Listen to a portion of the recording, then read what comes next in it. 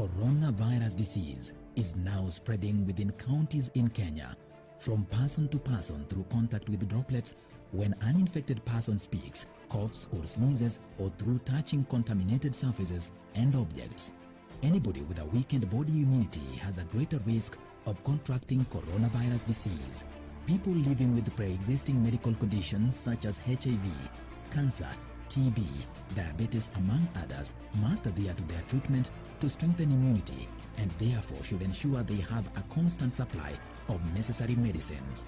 Contact your clinic or health facility for information on how to access treatment.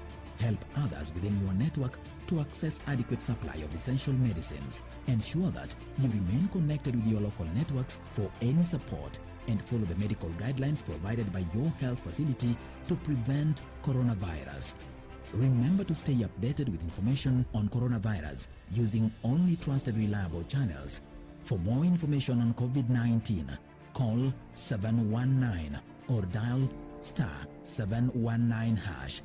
COVID-19 is preventable. Protect yourself, your family, and the community. This message has been brought to you by the Government of Kenya and its partners.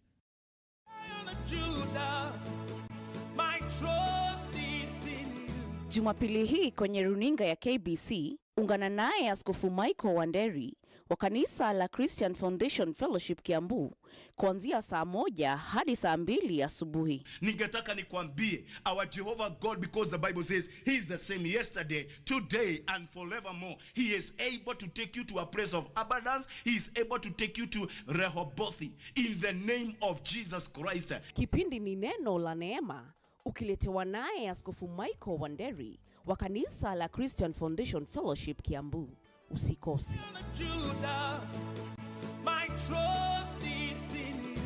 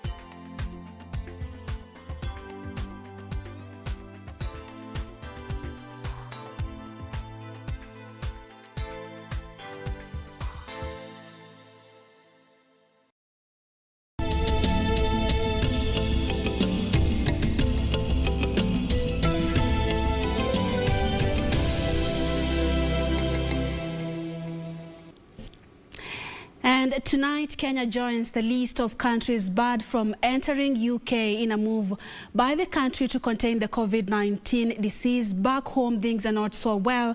The country recorded a positivity rate of 19% in the last 24 hours, while 19 people died from COVID-19 this Good Friday, hoping that this curve will flatten sometime soon, even as the country once again is on at least 5 counties on a partial lockdown to try and contain the spread of COVID-19.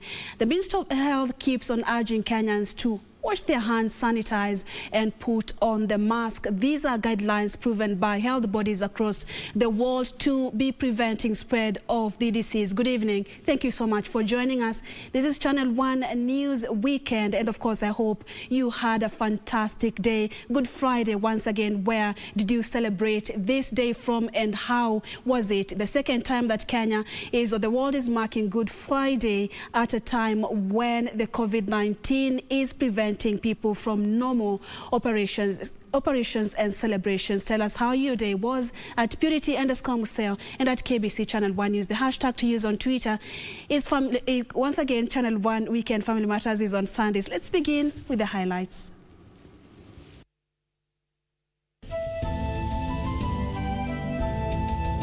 The government is effective today, closing the window of private sector importation, distribution, and administration of vaccines until such a time when it is confident that there is greater transparency and accountability in the entire process in the interest of public health safety.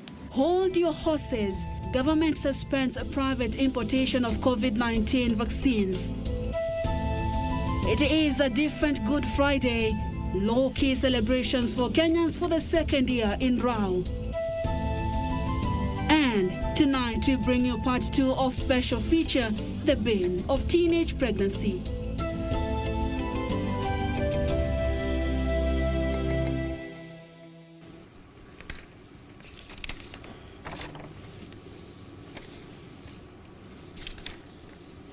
Welcome to the broadcast. My name is Purity Museo and Lucy Maura is our sign language interpreter.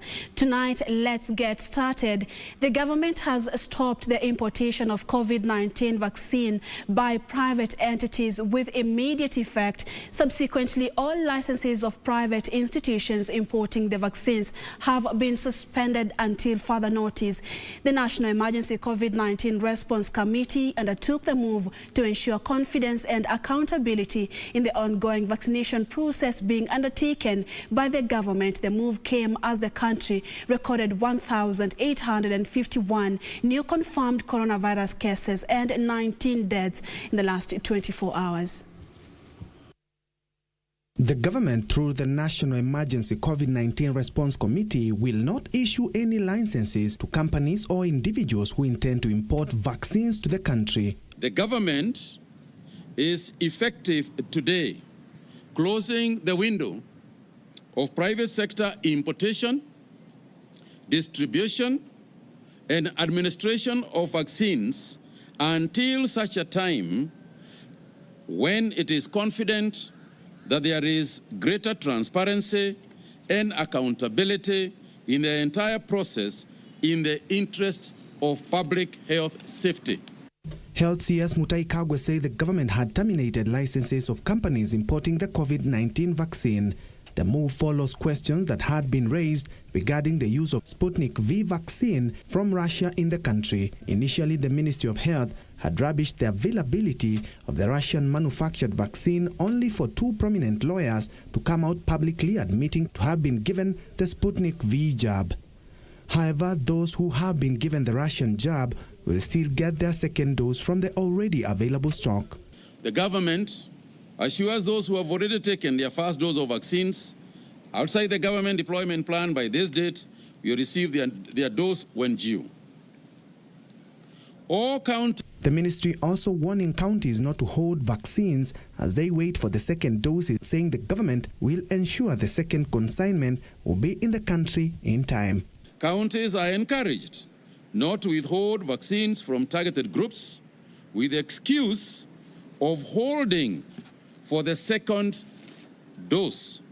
The second AstraZeneca dose is to be administered between 8 and 12 weeks from the first dose. And it's our expectation that the second consignment will be in time for the second dose. He said the government had scaled up testing capabilities after acquiring 17 new testing machines.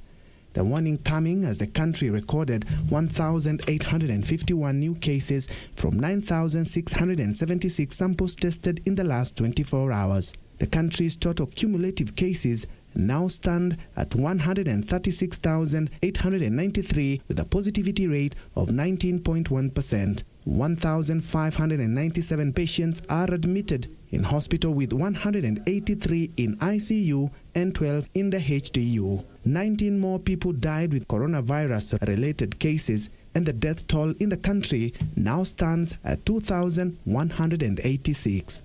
For Channel 1 News, I'm Ben Troy Njue. Staying with the COVID-19 fight, Bomet and Tharaka Nithi counties have installed oxygen manufacturing facilities in their hospitals to help in the war against the deadly COVID-19 disease. The 2 counties say the new equipment they will be able to manufacture beyond their required capacity and ready to offer access to other counties for free. The new facilities in Bomet and Tharaka Nithi counties could not have come at a better time when the country, according to the Minister of Health, is facing oxygen supply challenges. The Tharaka Nithi oxygen plant station installed at the Chuka Referral Hospital is making the whole difference for COVID-19 patients here. Before this oxygen plant came, we had a lot of issues, crises here and there. Tulikuwa tunanunua oxygen from BOC. On branch Meru, the cost of one cylinder was around 5,500. But now we are producing right here, free of charge. We are using nothing. Tunatumia tu hewa hii watu na breathe in and power, electricity. Very cheap. Officials report that currently all county hospitals are well stocked with supply from this plant. Oxygen available here. It's sufficient for all public hospitals in Tharaka Nithi, and can manage to help other hospitals here and outside Tharaka Nithi. The importance of this gas has become apparent when lack of oxygen in hospitals has been blamed for the recent increase of COVID-19 related deaths in the country. Bomet County is producing its own oxygen and is ready to supply excess of its gas to the needy counties. We are lucky as a county that we have two facilities within Bomet that produces oxygen plants. So one, and the main one that produces the largest amount of oxygen, is the one that we have in our referral hospital. The other facility is, of course, within our private facility, the Nwek Mission Hospital. 9,000 liters per hour. That is a very high volume. COVID-19 patients here are not only enjoying free treatment, but easy access to the most important commodity in the fight against the deadly COVID-19 disease. All our beds in the Longisa Referral Hospital are connected to oxygen. Centers also that have been identified for isolation, which includes Koyua, we also supply oxygen. According to the ministry, demand for oxygen has more than doubled to 880 tons a month from 410 tons before the coronavirus pandemic struck. And for the second year in a row, Christians in the capital Nairobi were forced to celebrate Good Friday away from the churches. The celebration to commemorate the death of Jesus Christ in Jerusalem some 2,000 years ago was characterized with closed churches, and even in areas not under lockdown, the services were short with few turning up owing to restrictions to fight the coronavirus. It was a low-key Good Friday at churches in Nairobi as the doors remained closed to congregants following the new COVID-19 restrictions. At the Holy Family Basilica, a handful of faithful made their way, deciding to pray outside the closed church. Ndio maana nimekuja hapa kwa kiasi tu kufanya maombi maalum. Leo ni siku maalum, siku Ijumaa Kuu, hasa kwa waumini wa Katoliki ambao hukusanyika. Kwa kawaida iwapo hakungekuwa na corona ama hakungekuwa na curfew, unagundua kwamba wengi wangekuwa wanatembea njiani kama kwa kuadhimisha njia ya msalaba. Ni nyumba ya Mungu. Nikisimama pale kwa mlango ni kama niko ndani. Hivyo nikifika pale mimi nimefika ndani. At the All Saints Cathedral, the church was streaming the Good Friday service to congregants via Facebook and YouTube. Also, COVID has taught the church is we can serve everyone. And I think even in the post-COVID time, I think we have launched a platform where we will continue to serve people locally, nationally, but also internationally. That today we've learned you don't need to meet here physically. In Nakuru, the situation in the churches which normally mark Good Friday through a service was different. This time service was either not there or it was done online. Wachungaji ambao tuna uwezo wa kuweka ibada yetu katika online, tunahisi ya kwamba tumefinyika kabisa. In Migori, Easter celebration at St. Joseph Parish, Ombo, were marked with low attendance and only short distance trekking of the way of the cross. The turn-up has been too low. because of fear of some of our Christians. In Embu, few attended church services. This is the second consecutive year since the coronavirus pandemic on an Easter celebration, with the churches remaining closed, as you can see behind me. Reporting for Channel 1 News from All Saints Cathedral, I'm Ruth Wamboi. Thank you so much, Ruth, for that report. Tell us where you tuned in from and how your Good Friday was. I'm seeing your feedback on Twitter. Francis Ngungi, you tuned in from Ngong Road, and at Mkenya Andes, you're saying you already tuned in to Channel 1 Weekend. Thank you. Joseph Felix Owar already tuned in from Migori County, and Joseph Wajeri tuned in from Oloitoktok. Many thanks for your feedback. Keep them coming. To yet another blow to Kenya, the United Kingdom has included Kenya in its latest red list of nations whose nationalities are barred from entering its borders to contain spread of COVID-19. As from the 9th of this month, travelers from Kenya will be banned from entering the territory, including those who have been in and or transit through Kenya, Bangladesh, Pakistan, and Philippines in the previous 10 days. In a communique, United Kingdom said it has added Kenya in its red list of banned countries. The UK says anyone who travels from Kenya before 4 a.m. Friday, April 9th, 2021, will not be allowed through. In England, one must have permission to travel abroad and complete a declaration form. British, Irish, and third country nationals with rights arriving from Kenya are obliged to self-isolate for 10 days in a UK government-approved facility and take a COVID-19 test on day 2 and day 8 upon arrival. The decision was taken after nearly a third of those testing positive was discovered to have been carrying the COVID-19 variant discovered in South Africa. Health Cabinet Secretary Mutahi Kagwe, in his COVID-19 briefing, said the government is consulting with the British government regarding the latest development. We know that for sure, trade and industry, trade and commerce will continue because the cargo flights will not be stopped. But we will leave that for now to Ministry of Foreign Affairs. And once they advise us, and we also are looking at the situation in the UK and elsewhere in Europe. And as you know, we have also gotten the UK variant in our country. We have noticed it also. So decisions will be made based on national interests and based on the science. Last week, the Kenyan government imposed a partial lockdown on 5 counties with high COVID-19 infection, namely Machakos, Kiambu, Nairobi, Nakuru, and Kajiado. Irene Mchuma, Udim, Channel 1.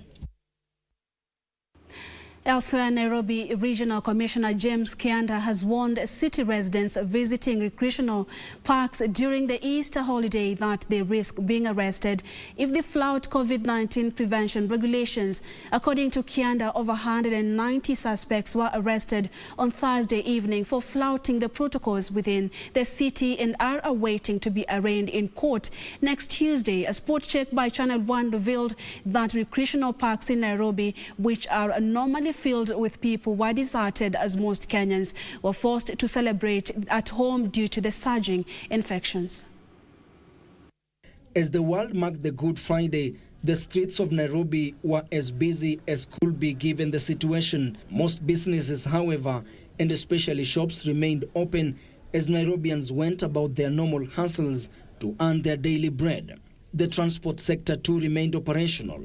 City residents thinking of spending their Easter weekend at various recreational parks within the city will, however, have to be on the lookout, as Nairobi Regional Commissioner James Kianda warns that security officers will arrest those found flouting the COVID-19 regulations. We would avoid going to the parks, but we would expect that our people would still want to celebrate. We have places where you can be able to wash your hands. As much as is possible, let us wash our hands there. Let us sanitize.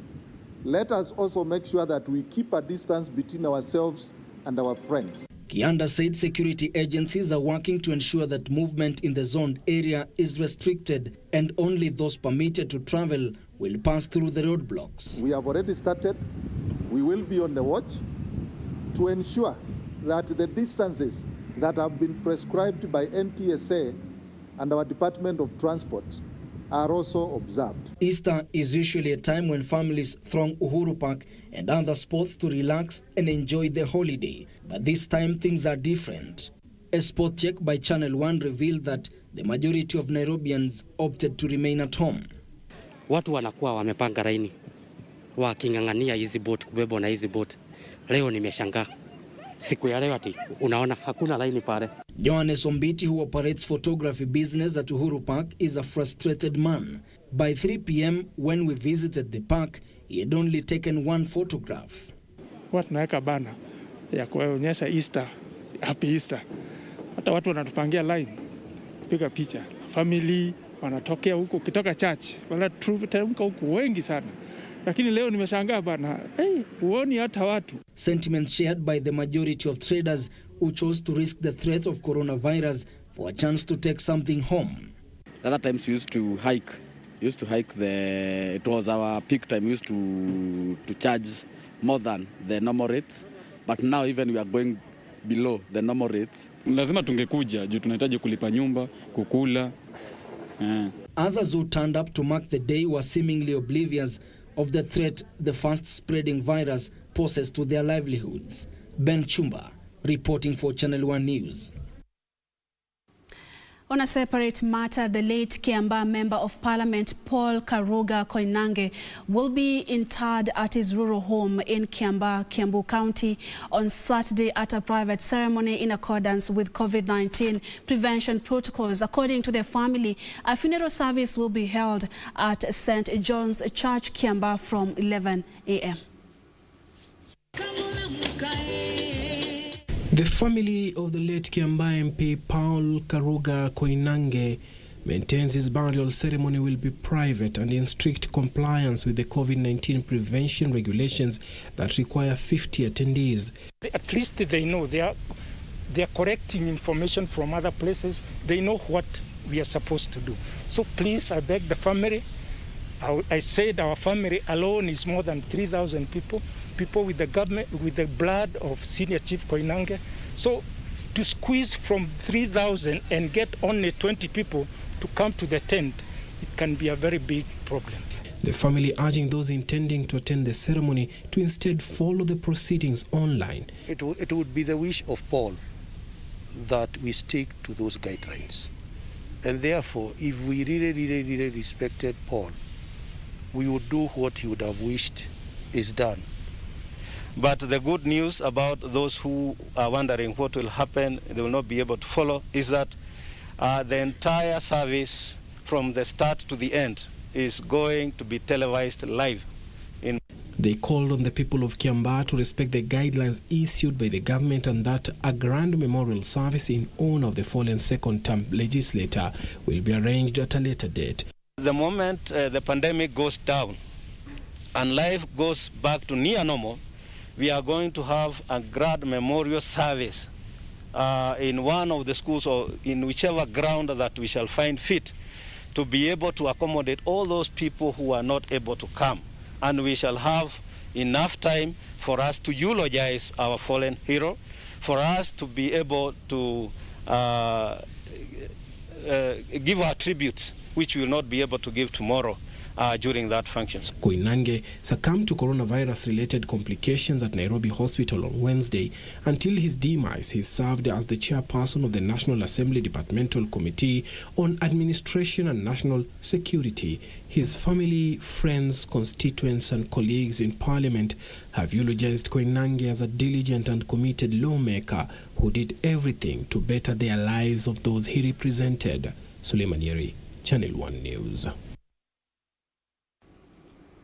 Teenage motherhood places an enormous and unexpected financial strain on the young mother's primary caregivers, that is their parents. The pressure is unbearable, especially where there is lack of external financial support, not even from the man responsible for the pregnancy. Tonight, it is Caroline Kamau's turn to take us through the financial distress on families triggered by teenage pregnancy. Here is part 2 of the bane of teenage pregnancy.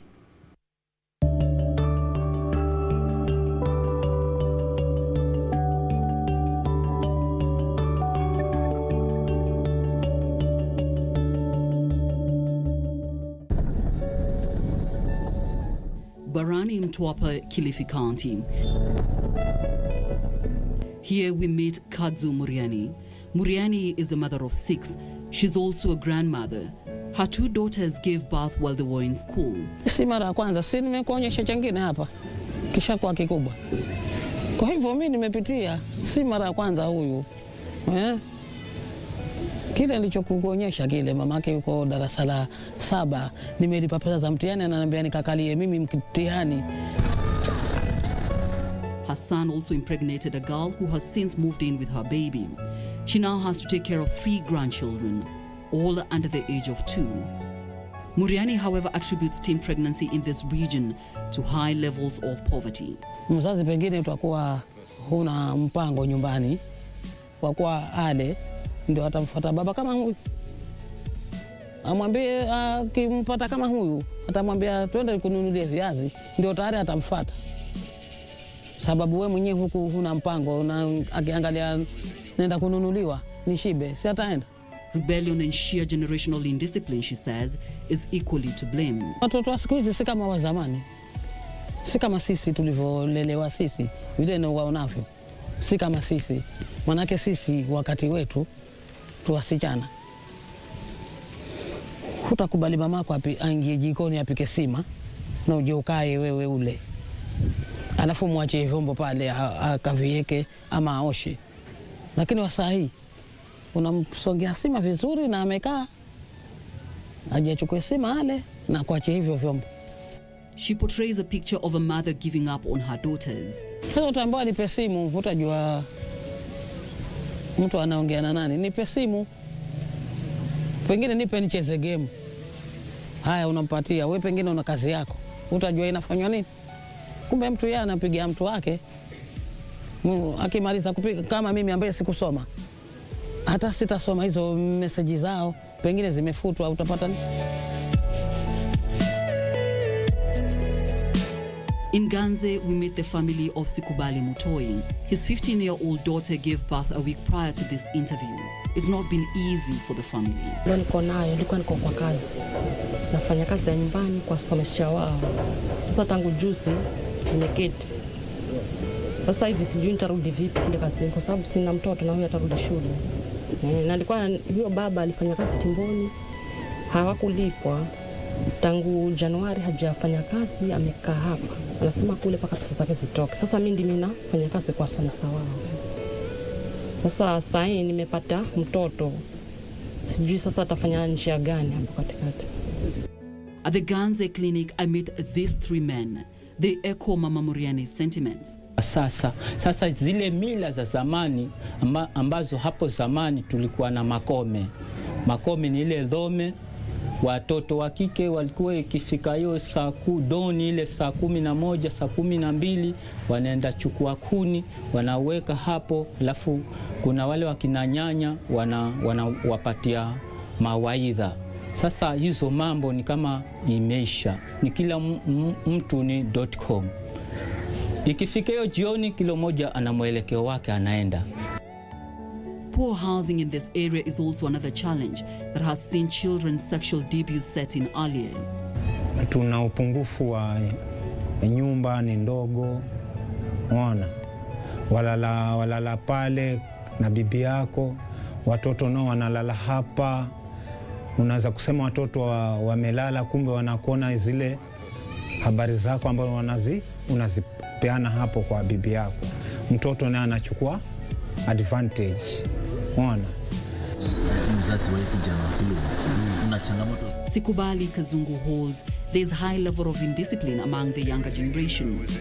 This generation, these men say, does not listen to the counsel of the elders. Sisi kama wazazi, unapoonya mtoto wako kwa kumshauri, inafikia wakati sasa mtoto hajasikia, inabidi umuongeze kiboko kabisa ndio akuelewe zaidi.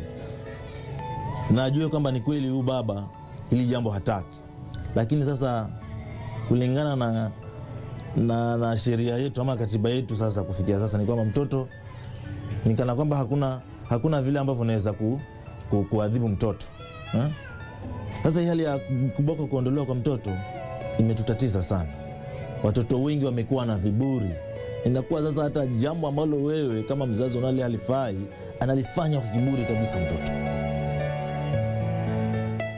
Other key contributors of teenage pregnancy in this region, according to Kenneth Miriti, who works at the Department of Health in Kilifi County, are cases of incest, fish for sex, boda, who are perpetrators and enablers of the vice. I have interacted with the boda riders who will tell me, you tell us we are the ones who are causing this problem, but we deliver the girls. So, like a person like me would send a boda to Mtuapa to bring a girl to Kilifi, and then in the morning, very early in the morning, he takes the girl back to. So the bodas are not only perpetrators, but are also enablers of these problems.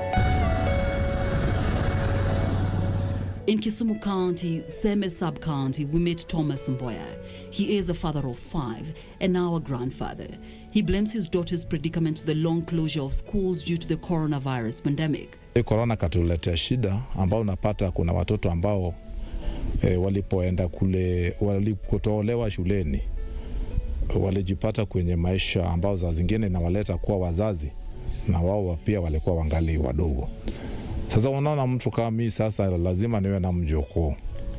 Sasa na hali yangu inabadilika. Kama ilikuwa ni ya ujana, sasa naingilia mambo ya uzee.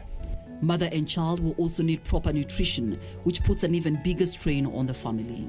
Regina Mulama, also from Kisumu, holds that the inability by parents to provide especially for their daughters is a contributing factor. Tuseme hii mimba ni kwa sababu tu wazazi wengi hawana mapato. Sasa saa hizi tuko na shida mingi ya fedha. Unakuta mtoto labda anahitaji kitu fulani na sina hiyo pesa. Mtoto anaenda nje anajaribu kuongeleshwa na marafiki na anampea labda pesa fulani. At the Pamoja CBO in Seme, Kisumu County, the organization, which has been in operation for the last 13 years, works for girls and young women between the ages of 10 to 24 in areas of reproductive health, education and sanitation. Judith Owor shares the struggles they face in supporting especially teen girls who need to go back to school. We've had cases whereby parents are not able to support these girls to go back to school. And as an organization, there is nothing we can now be able to do other than just advocating for girls who are pregnant to go back to school, but with the parent part. Who is going to take care of the child? It is the parent's responsibility to now pick the part of being the mother to this child while her child is going back to school. So most of the parents find this difficult. Tomorrow, on the third part of this series, we take a look at the teenage pregnancy statistics globally and also in the country. Caroline Kamar reporting for Channel 1 News.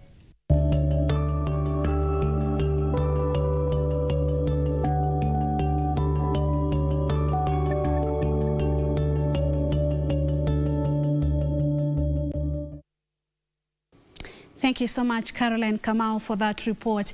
It's a 4-series part by Caroline Kamau and also Safina Chengo. The third part continues tomorrow, same place, same time. Do make sure you catch up with that. The bane of teenage pregnancies is brought to you by my 2 colleagues. Let's now take our first commercial break. Tell us where you tuned in from. Use the hashtag Channel 1 Weekend to interact with us on Twitter at Purity_Museo and at KBC Channel 1 News. The break will do. Let's catch up shortly.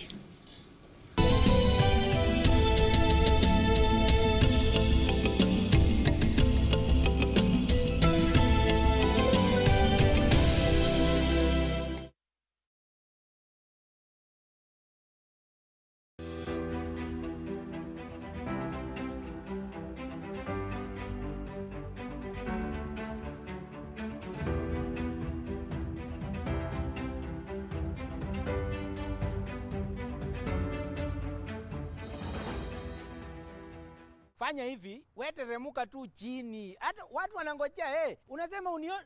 Si ninakuona ndio huyu kucha. Kucha ninakuona. Hii. Nimekuita mara ngapi Kate? This is the Nissan Note. Hii ndio motoka. Not that this is the Nissan Note we are giving out. Na ni rahisi sana kuwekelea bid. Unaenda kwenye lipa na M-Pesa. Unaweka paybill number 4032353. Kisha unakelea account number ya Nissan Note ni Note, N-O-T-E. Namba ambayo unapenda, labda unapenda 100, labda unapenda 200. Wekelea Note 100, Note 200. Alafu tutakuitisha shilingi 40 peke yake, 40 bob only. Weka pin yako, utakuwa umekelea bid ya hii Nissan Note. Inakungoja wewe mahali popote ulipo. Mimi na mtumishi tutakupea. This Easter, KBC Channel 1 invites you to a rich, enticing programming menu that will spice your holiday season. Watch lots of music. Why do you cry? Rome is fighting for us. Nails in your hands, nails in your feet. Dramatized Bible stories. Talk about Jesus. I killed him! Why have you forsaken me? Gospel music. Congratulations, I have seen the glory of God. Kids programs. Was the way you were moving your body. And lots of refreshing and entertaining programming.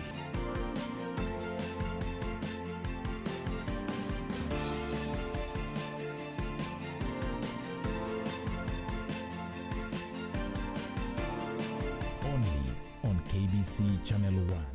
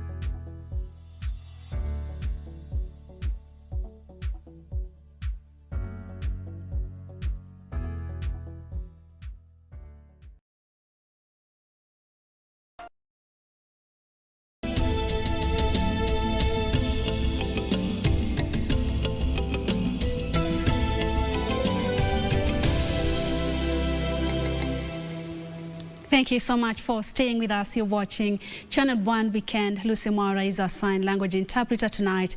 Kenyans and leaders have been urged to embrace national values that will ultimately help to build the country for better. Kajiado County Governor Joseph Ole Lenku says leaders and Kenyans must strive to choose integrity for the sake of the country. He was speaking during the annual Kajiado prayer breakfast. Kajiado Governor Joseph Ole Lenku says upholding integrity in all aspects of life will help in realizing meaningful development in the country. He called on all leaders in Kajiado to embrace unity and selfless service to residents. Despite our many different tribes we come from, despite our religion differences, our gender difference, and many things that could be different, we still have, or we have an opportunity. We actually don't have a choice, but we must be united if we are going to give our plans to God for God to help us execute those plans. Elsewhere, two KCSE candidates from Samburu East were forced to sit for their national examination at the Wamba Hospital maternity wing after going into labor. Samburu County Director of Education David Koech, while confirming the incident, said the young mothers will be allowed to finish their examinations while in hospital. We have encouraged all our girls who are going to the hospital, waende wajifungue, alafu warudi back wafanye mitihani. But so far so good, we have not had any challenge. Elsewhere, a family in Kirinyaga County is seeking help to resolve a family land dispute. Anthony Karimi Kamisha claims his elder brother has aided them out of the family land and efforts to get justice from the courts have been fruitless. Kila kitu tunafanya kwa hiyo mboma anambomolea sisi. Juzi alikatakata miti yangu, nikaenda kwa kwa DPP, hiyo kesi ikaisha. Mete mpaka saa hii iko na miezi 8 chini. So saa hii kuna majani ya ng'ombe anaenda usiku na spray. Hiyo miti alikata usiku wa saa 10. Sasa nauliza rights ya mtu inatokanga wapi? Kama unaenda kotini upati, ukienda kwa polisi upati. Nataka isangu tuone mahali zinaweza patikana. And security officers in Migori County have put cattle rustlers on notice, saying no one will be spared. Led by Migori County Commissioner Boaz Cherotich, they say they have identified hotspots in the county where they have intensified surveillance. Tunaendelea kufuata ile Tarime Declaration, kuhakikisha kwamba ng'ombe ikifuga kwenda Narok ama ingine ikitoka Narok ikuje pande ile lazima tuirudishe. Na wale ambao wanahusika tunapambana na hao. Juzi tumeshika wawili, kesi yao iko mbele kotini. Kwa hivyo tunatoa honyo kwa wale wachache ambao wanasumbua watu wetu. Kwamba nafasi yao sasa imeisha. Finally, Rongo University has been closed and over 6,000 students sent home. Vice Chancellor Professor Samuel Gudu said students from the 5 regions currently placed under partial lockdown have been issued with letters to facilitate their movement across regions. A section of students decried disruption of the academic calendar, saying they had been studying in preparation of their end semester examinations. It agreed to close down the institution and the students were released yesterday and they traveled home.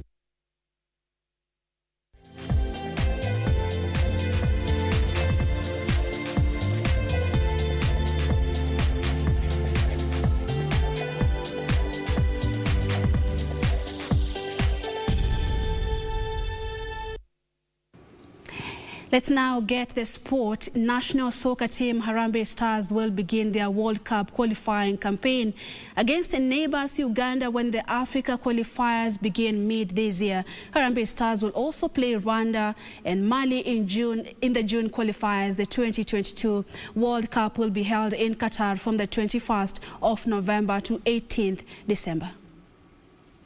After missing out on a chance to play at the Africa Cup of Nations, Harambee Stars will hope to make it to Qatar late next year for the World Cup, and their journey to qualify begins in June this year.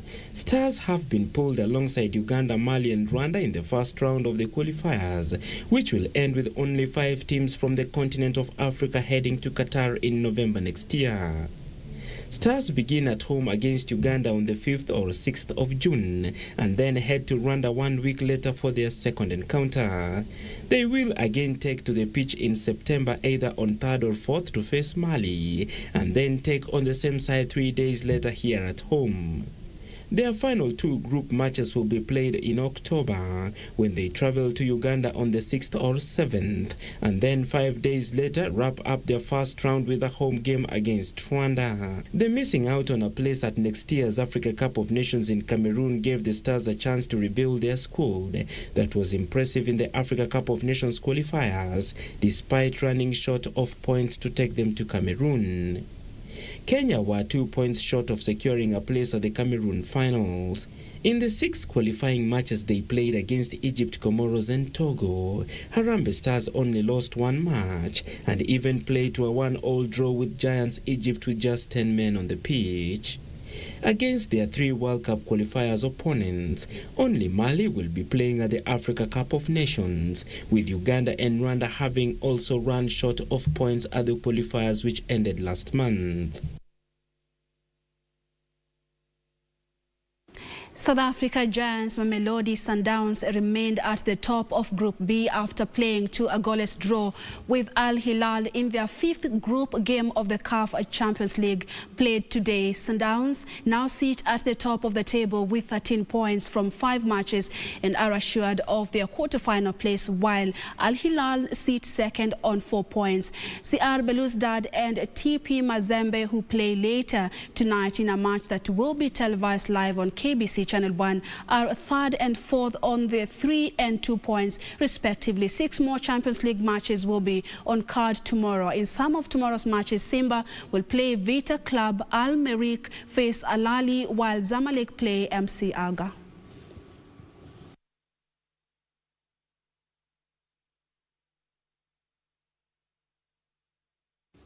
And after the 2-week international break, the Premier League returns with 4 matches being played. On Saturday, the centre of it all will be the Emirates, where Arsenal hosts Liverpool. The King Power Stadium will also be an attraction as host Leicester City face Manchester City, Chelsea, and Leeds United will also be in action tomorrow. Arsenal will assess Bukayo Saka and Emil Smith, who are nursing respective hamstring and hip injuries. At the Stamford Bridge, Chelsea host West Brom. Thiago Silva Temi Ebora breach of coronavirus protocols. Leicester City will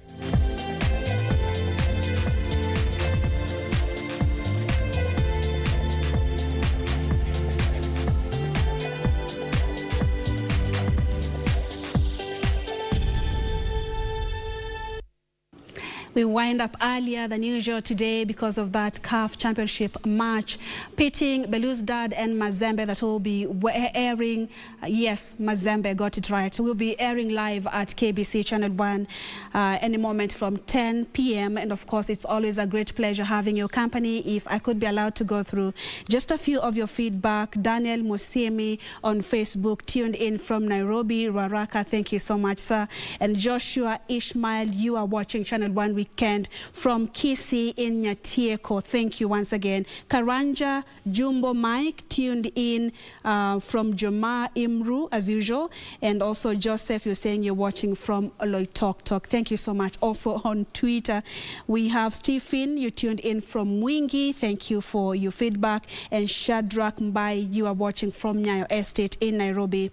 At Joshua Orao tuned in. Thank you so much. I always appreciate your company and feedback. My name is Purity Museo. Lucy Maura has been our sign language interpreter tonight. Up next is weather forecast with Irene Muchuma Odim. Good night, enjoy your holidays and stay safe.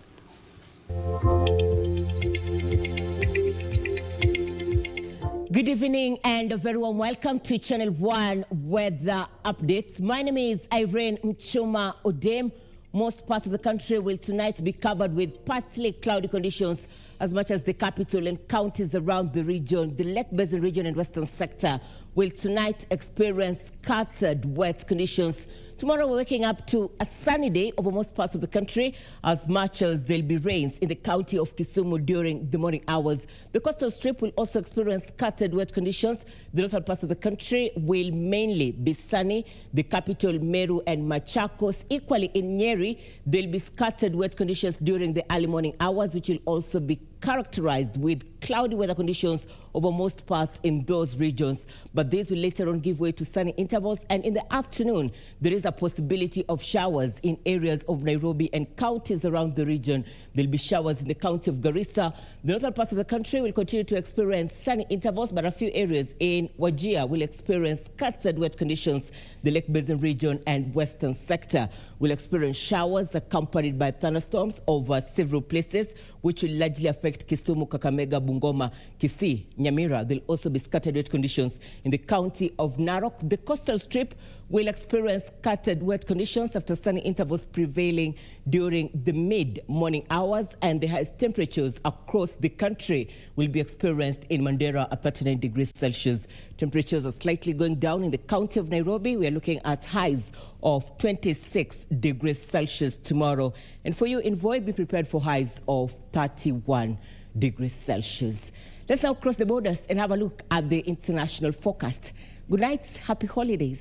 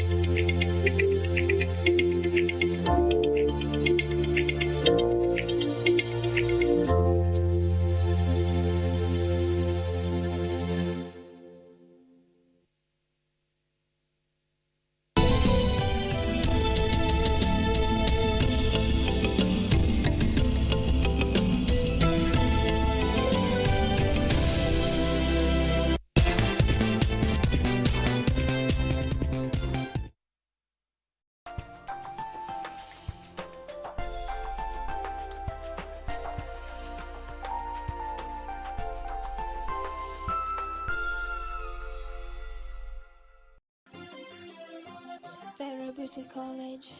Vera Beauty and Fashion College, with branches in Nairobi, Eldoret, Thika, and Meru.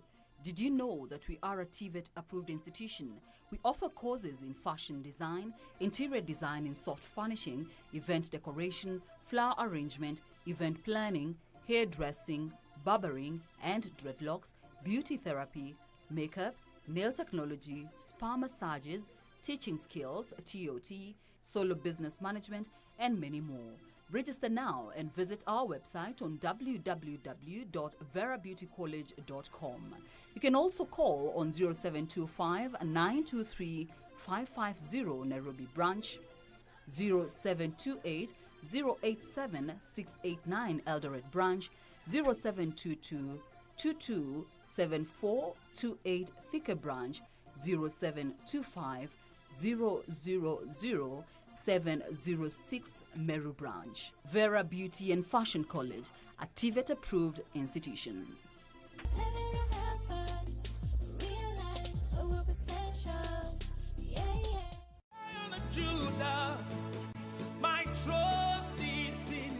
Jumapili hii kwenye runinga ya KBC, ungana naye Askofu Michael Wanderi wa kanisa la Christian Foundation Fellowship Kiambu kuanzia saa 1 hadi saa 2 asubuhi. Ningetaka nikwambie, our Jehovah God, because the Bible says he is the same yesterday, today and forevermore. He is able to take you to a place of abundance. He is able to take you to Rehoboth in the name of Jesus Christ. Kipindi ni neno la neema, ukiletewa naye Askofu Michael Wanderi wa kanisa la Christian Foundation Fellowship Kiambu.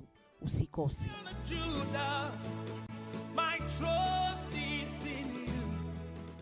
Ili kupata skiza tune hii ya Dhiki Huleta Zaburi kwa simu yako, bonyeza *811 *815 na msibabaishwe na yale mnayowapitia, hata yawe magumu kiasi gani, yote yatapita. La msingi ni kuweka tumaini letu kwa Mungu aliyetuumba. Katika kitabu cha Warumi 5:3, wala si hivyo tu, ila mnafurahia katika dhiki pia, mkijua ya kuwa dhiki kazi yake ni kuleta saburi. Amina. Ili kupata skiza tune hii, bonyeza *811 *815 *811 *815 This Easter, KBC Channel 1 invites you to a rich, enticing programming menu that will spice your holiday season. Watch lots of music. Why do you cry? You're always fighting for nails in your hands, nails in your feet. Dramatized Bible stories. Talk about Jesus. I killed him! Why have you forsaken me? Gospel music. Congratulations, I have seen the glory of God. Kids programs. Was the way you were moving your body. And lots of refreshing and entertaining programming.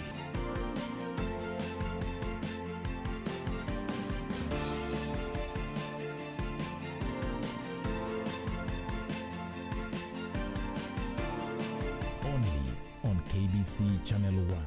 On the next.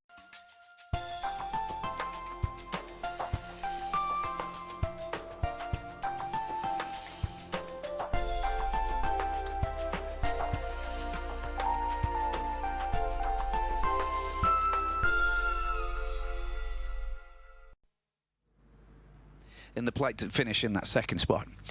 If TP Mazembe win, well, then they will leapfrog both teams and move into second spot ahead of the final game and round of action, of course, which will be next weekend. And those matches will bring together some very entertaining football, because TP Mazembe return back home to Lubumbashi at the Stade TP Mazembe to take on Al Hilal. That could be a win-all battle between those two teams. The Mamelodi Sundowns, unbeaten throughout the entire campaign, will host CR Belouizdad of Algeria at the Loftus Versfeld Stadium in Pretoria. So, as you can see, there's still plenty to play for. We love these kind of encounters because you just don't know what's around the corner. What is around the corner? Good question. Well, it's a mystery to me. We'll have to find out. We've got 90 minutes of pulsating football ahead of us on this fine pitch here, of course, which will enable the players to play fast, furious football on a breezy night here, as you can see with the flags flapping in the wind. And, of course, temperature 17 degrees, so it's not too bad at all, is it? It's might be a little bit cold for the boys from Lubumbashi, but they'll just have to keep themselves warm out there, won't they? Because it's pretty simple. And but Belouizdad, let's just have a look. So their results coming through this entire Group B campaign. They started off holding TP Mazembe to a goalless draw down in Lubumbashi, which was a perfect way to kick off their campaign. But the Mamelodi Sundowns beat Al Hilal 2-0 in the first match. TP Mazembe were held away, or they held Al Hilal away in on demand, which is a great result, whereas Belouizdad lost 5-1 at home against Mamelodi Sundowns. And that's where it doesn't look like it's going to be a great finale for the Algerians, because they've already lost 5-1 and now they've got a bit of a stigma, and they will feel a little bit rattled from that. They either hit back hard or they suffer from, well, just not feeling comfortable playing against the 2015 champions. Match day 3, Belouizdad played out a 1-1 draw with Al Hilal at home, and then Mazembe lost at home to Mamelodi Sundowns, also losing against the Brazilians there. And then